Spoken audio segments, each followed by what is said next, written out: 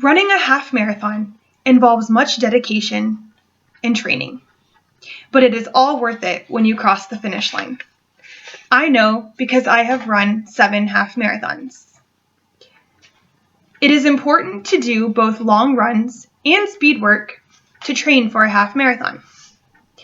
The long runs help you to pace, and the speed work helps you to finish the race strong. I usually do my longer runs on the weekend when I have more time. If you suddenly increase or decrease your mileage, your body probably will not feel very well. A gradual training plan is necessary. My plan is to run 14 miles at least once during training, which is a mile longer than the actual race. Then the race seems easier.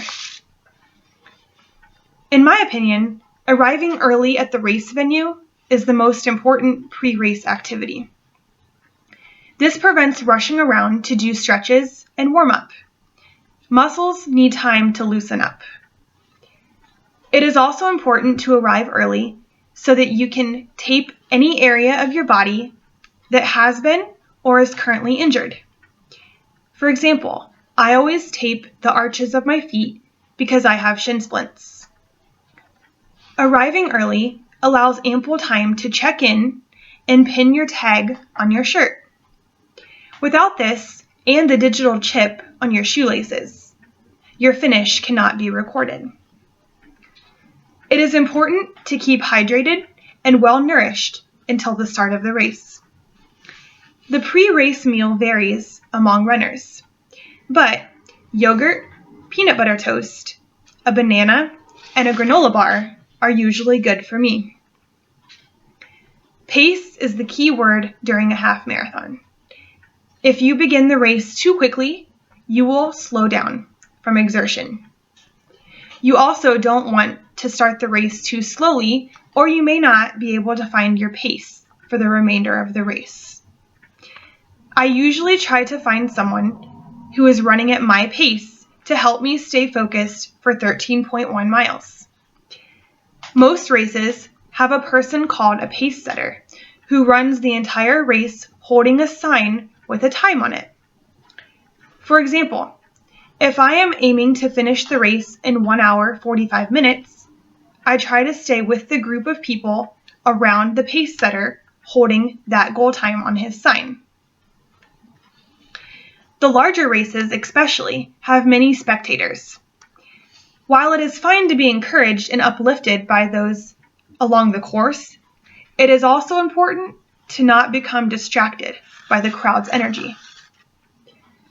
I have run in races where if it weren't for the crowd, I wouldn't have been able to finish the race because I was in so much pain.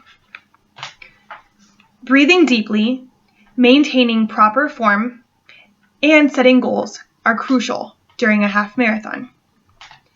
Side cramps are very common in a race of that length and intensity.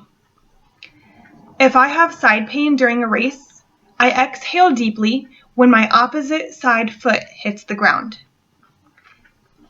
Listening to music during the race is an individual preference. I personally don't carry music with me because I enjoy the surrounding atmosphere. Finding a landmark up ahead on the course is a good way to set goals. It helps to divide the race into sections so that you don't become discouraged looking at the race as a whole. As important as it is to stay hydrated and well nourished before the race, it is equally important to do so after the race.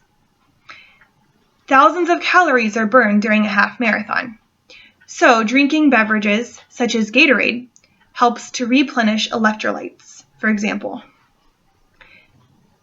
It is helpful to keep moving after you cross the finish line. Standing in place, and especially sitting, allows your muscles to tighten.